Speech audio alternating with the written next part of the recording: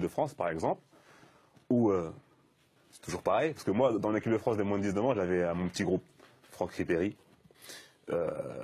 Moi, il y avait d'autres encore joueurs, on était 4, 5, musulmans. Donc forcément, on s'entendait bien, tout le vestiaire, pas de problème. Mais quand il fallait par exemple prier, bon, on disait, voilà, bah, les gars, venez, on va prier, puis on revient. Et bon, Franck, c'est lui qui avait dit, bon les gars, c'est l'heure de prier, Doudou, faut prier. On va prier, mais on prie dans les douches.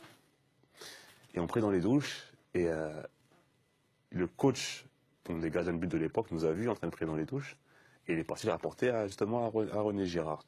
Et de là, ce qui s'est passé, donc Franck, vu qu'il était performant, il était toujours en devenir, donc forcément, lui, ça n'a rien passé pour lui, c'est là où je perds mon brassard, juste après, et les 2 joueurs qui étaient avec nous ce jour-là, on ne les a plus jamais revus en équipe de France. Ah ouais.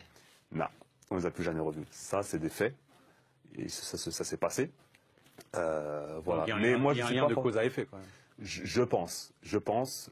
Maintenant, Il y avait buffet halal également ou pas?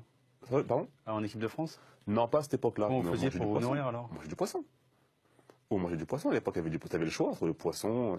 On n'était pas dans les revendications, je veux du halal ou pas du halal. Non, on respecte tout. Ceux qui veulent manger du jambon mangent du jambon. Ceux qui veulent manger du poisson mangent du poisson. Ceux qui ne veulent pas manger aucun des deux mangent aucun des deux. On est dans cette tolérance-là. Mais le problème, c'est qu'aujourd'hui, via la médiatisation et via certaines personnes politiques qui font de la récupération, ça devient n'importe quoi. On vous a presque, comment dire, accusé de vouloir islamiser l'équipe de France, quelque part. En tout cas de prosélytisme. En tout cas de prosélytisme. Non. Prosélytisme, c'est quand tu appelles même des gens à te suivre dans ta démarche spirituelle. Or, ce n'était pas le cas. Non, mais eux, ils l'ont peut-être perçu comme ça. Vous en voyez dans les vestiaires, puis ils ont dit, tiens, ils veulent le montrer aux autres qui sont musulmans, ils veulent peut-être inciter les autres à le faire. C'est peut-être leur pensée à eux, c'est pas ce que je dis. Ils l'ont peut-être pas, ils l'ont pensé sur le Mais ça c'est votre génération, c'est celle avant l'époque des Nasri, tout ça, c'est ça, non? C'était, bon, moi je suis 84, 85, j'étais avec eux. Après 87, c'est après. C'est Nasri, Benzema, Ben Arfa, ils viennent après nous. Tu penses que c'est un gros problème qui a été